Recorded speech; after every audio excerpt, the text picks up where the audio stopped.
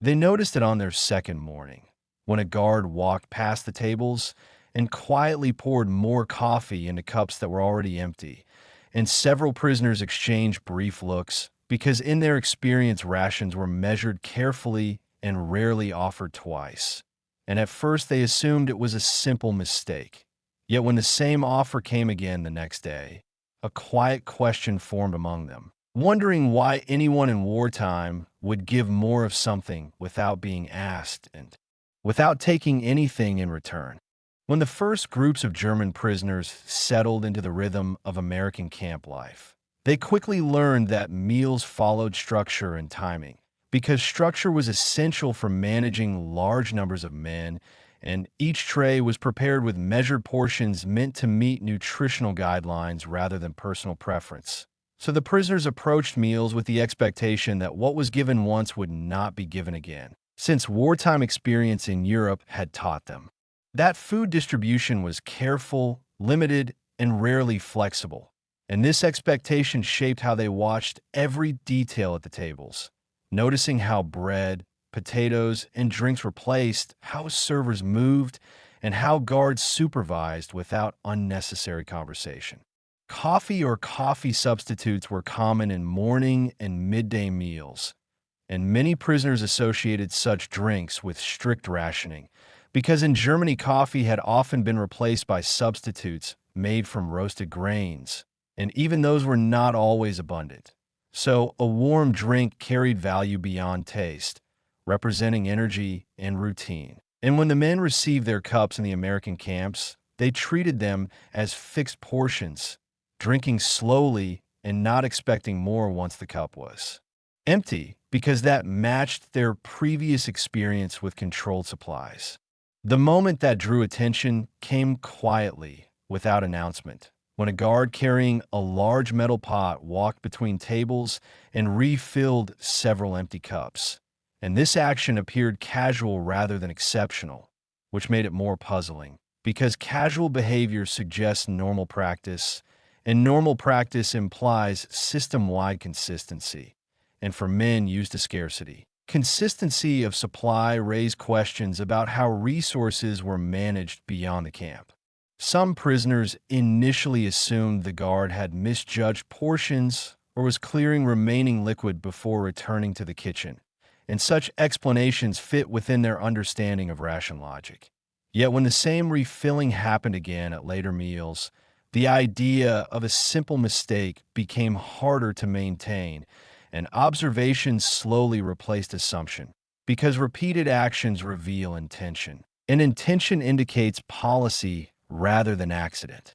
They noticed that refills were not forced and not formally announced, but offered in a matter-of-fact way, and prisoners could accept or decline without consequence, which distinguished the practice from regulated ration distribution, where every portion is recorded.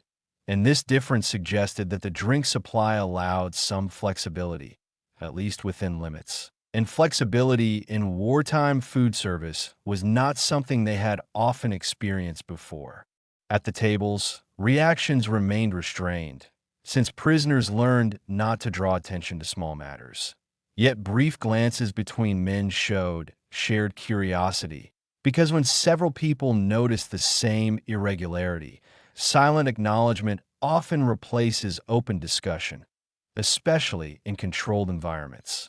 The drink itself was not luxurious and not presented as a reward, and its taste remained simple, yet the availability of additional servings hinted at a supply system confident enough to allow modest extras, and confidence in supply usually reflects strong production and transport networks, since camps rely on deliveries that must remain steady over time.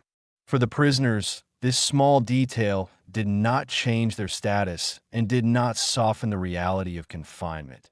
Yet it introduced a subtle contrast with what they had expected from wartime captivity, because they had prepared mentally for strict limitation, and when limitation was not absolute, it required a quiet adjustment in perception, not of loyalty or feeling, but of how the surrounding system functioned. In this way, The simple act of refilling a cup became one of the early signals that daily life in American camps operated under different logistical assumptions than those shaped by scarcity in Europe, and although the men remained cautious in their interpretations. The repeated sight of a pot returning to fill empty cups planted a small but persistent awareness that supply and habit in this new environment followed a different pattern than the one they had left behind. As the pattern of refills continued over multiple days, the prisoners began to treat the observation less as a coincidence and more as a feature of how meals were conducted, because repetition signals intention, and intention suggests an underlying system rather than a momentary choice, and for men accustomed to ration cards and strict accounting of supplies, the idea that a drink could be offered again without formal record felt unusual enough to study quietly, and quiet study was something many prisoners practiced, since understanding the environment often made confinement more predictable. They paid attention to how the refills happened, noticing that the guards did not pour endlessly and did not encourage waste, but simply offered more when cups were empty and when the pot still contained liquid, which indicated a balance between availability and order, and this balance suggested that the drink was considered plentiful enough to allow modest second servings but still managed within limits. And limits were familiar to them, even if the degree of flexibility differed from what they knew. Some prisoners considered practical explanations first, because practical thinking provided stability, and they reasoned that large-scale kitchens might prepare drinks in quantities designed to cover fluctuations, and when extra remained it made sense to distribute it rather than discard it, since waste in wartime was generally avoided. And this explanation fit institutional logic without requiring assumptions about generosity.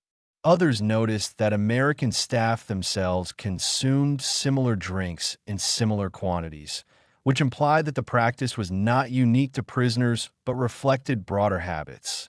And when a behavior appears across groups, it usually points to cultural routine rather than special treatment, and recognizing routine helped frame the refills as normal within that society. Among the prisoners were men who had worked in transport or supply roles before the war, and these men understood that the United States had large domestic production of coffee and other beverages, along with rail networks capable of moving bulk goods efficiently. And this infrastructure could support steady availability even during wartime. And infrastructure often shapes daily life in ways people do not notice until they encounter a different system. At the tables, no one reacted openly to the refills because drawing attention to small privileges could create misunderstanding, and prisoners generally preferred neutrality in their behavior.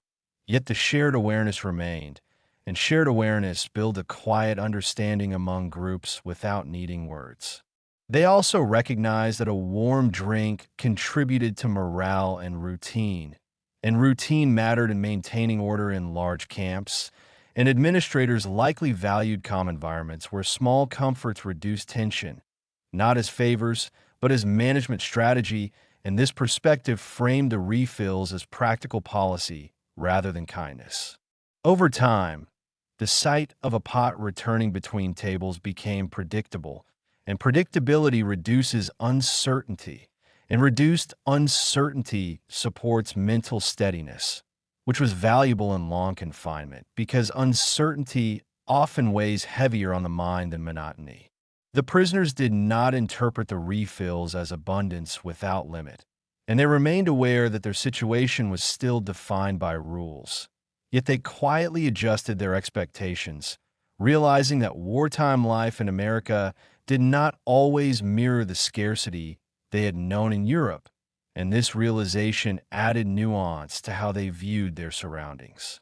By this stage, the refills had shifted from puzzle to understood routine, and this shift illustrates how people adapt by observing patterns and forming logical explanations, turning unfamiliar practices into accepted facts, and showing that even small details at a meal can reveal how a different society manages resources during wartime.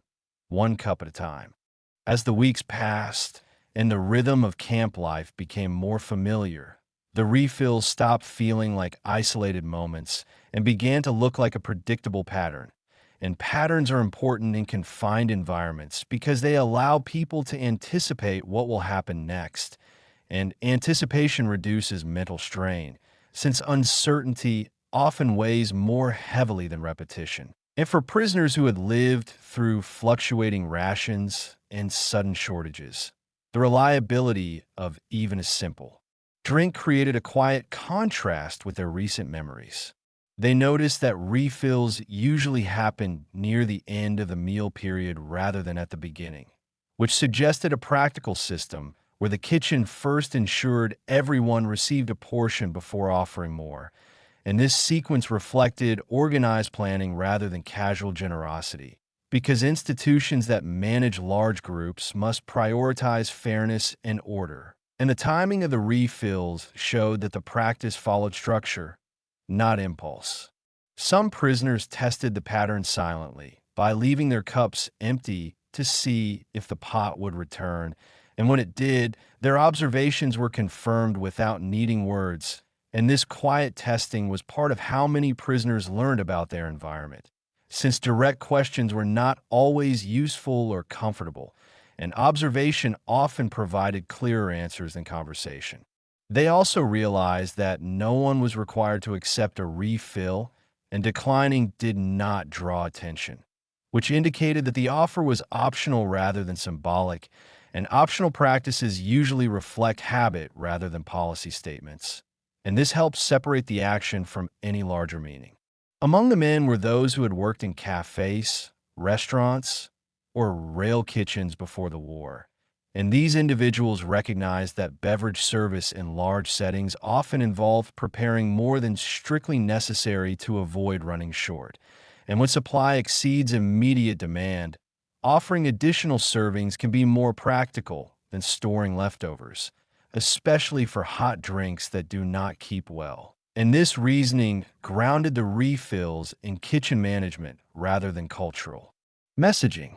The prisoners also observed that similar practices existed in some civilian settings, even in Europe before the war, though scarcity had reduced them over time, and remembering this helped place the experience within a broader historical context, showing that habits can disappear in one place while continuing in another, depending on supply conditions. At no point did the refills change the rules of the camp or the reality of confinement, and the men remained aware of their status. Yet small consistencies like these contributed to a stable daily rhythm, and stable rhythms can support morale by making days feel structured rather than unpredictable. Over time, the refills became just another expected part of the meal, like the arrangement of trays or the sequence of serving. And when something becomes expected, it loses its power to surprise, though it may still carry informational value about how a system operates. For some prisoners, the practice quietly illustrated that American domestic supply systems remained strong despite the global war, and this strength influenced everyday life in ways visible even inside camps. And seeing these effects firsthand provided a more concrete understanding than reports or rumors ever could. In this way, the refills completed their shift from curiosity to understood routine, showing how repeated observation turns unfamiliar actions into predictable facts, and how even small details at a table can reveal how a society organizes resources, habits, and daily life during wartime, without needing explanation or emphasis. As the months continued and camp life settled into long repetition, the refills gradually stopped drawing attention altogether, because the human mind cannot remain alert to the same detail forever, and once something proves consistent, it moves into the background of expectation, and for many prisoners the returning pot became just another part of the meal sequence, appearing alongside trays, benches, and scheduled counts, all of which formed the structure that defined each day. By this stage, The men no longer watched the pot closely or exchanged glances when cups were filled again, since the action had shown itself to be routine, and routine reduces the need for interpretation. Because what is predictable rarely requires explanation, and this shift from curiosity to acceptance reflects how adaptation works in confined settings, where repeated exposure turns differences into ordinary facts. They also understood more clearly that the refills were modest and practical rather than unlimited, and this moderation matched institutional logic. Since large camps must balance supply with order, and providing small second servings when available could improve meal satisfaction without disrupting planning, and administrators often valued calm, orderly dining periods because they reduced tension in crowded environments. Some prisoners developed small habits around the practice, choosing to drink slowly or leave room in their cup near the end of the meal, not out of greed, but out of familiarity with the pattern, and these small adjustments showed how people adapt behavior based on observation. Because when a system becomes predictable, individuals learn how to move within it comfortably.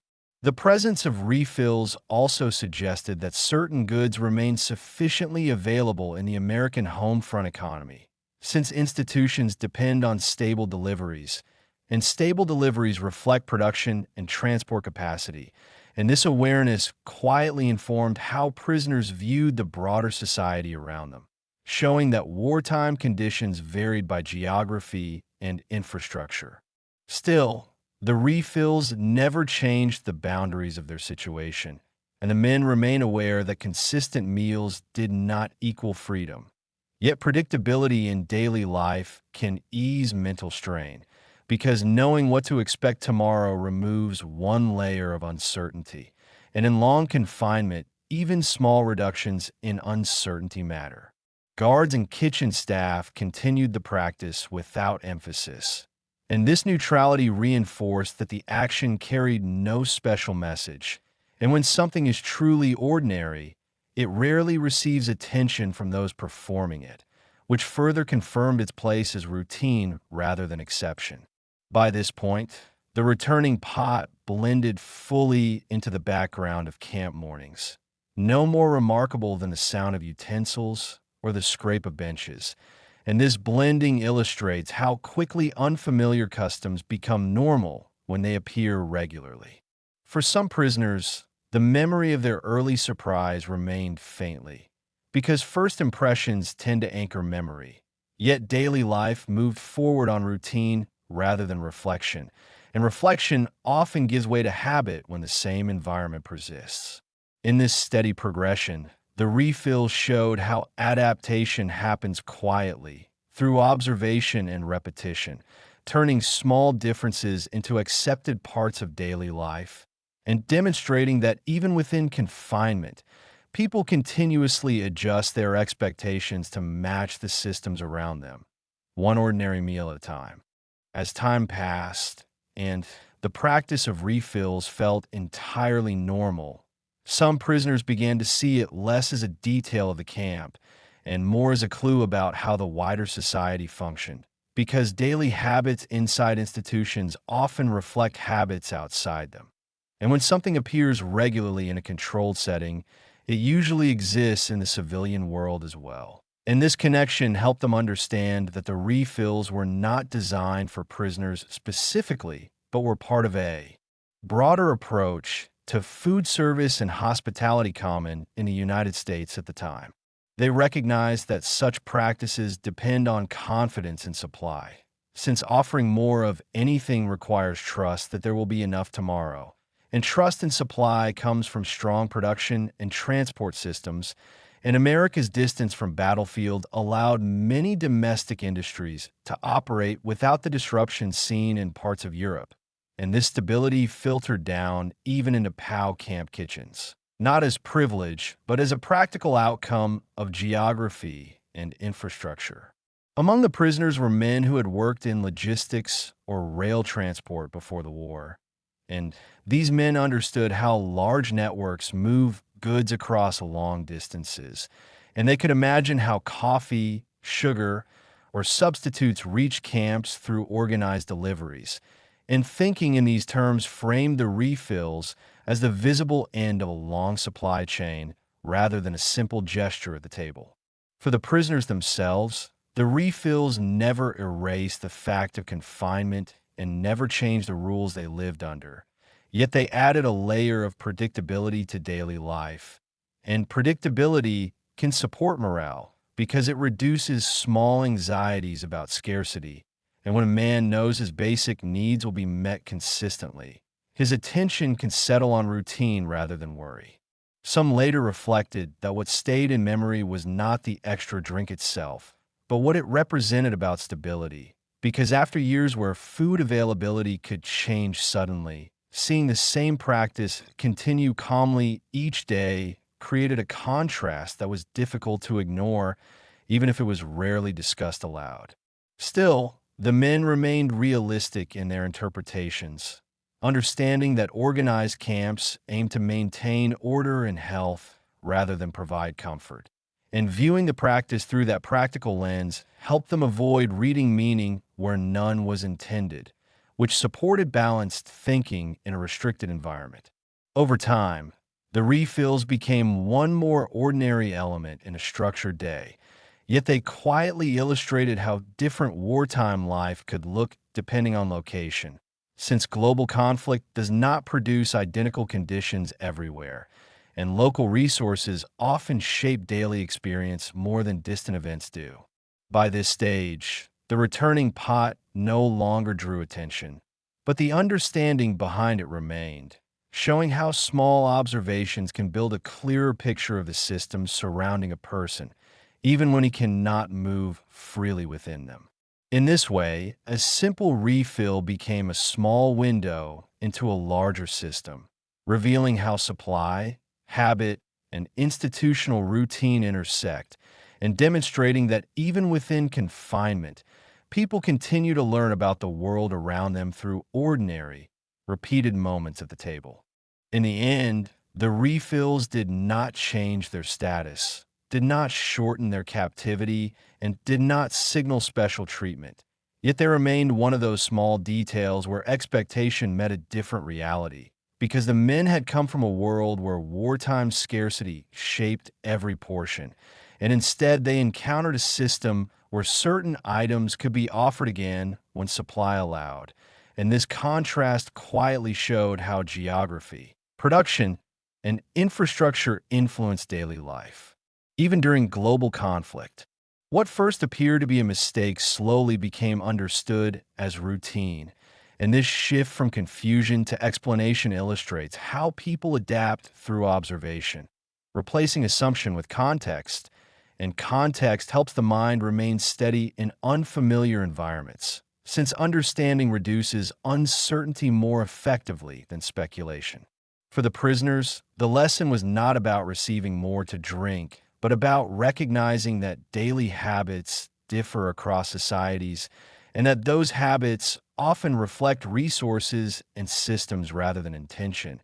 And seeing this firsthand provided a more grounded view of the country around them, built from repeated small experiences rather than large statements. Over time, the refills blended fully into the background of camp life, yet the memory of that early surprise sometimes remained, because first encounters with difference tend to anchor memory, especially when they touch everyday needs like food and drink.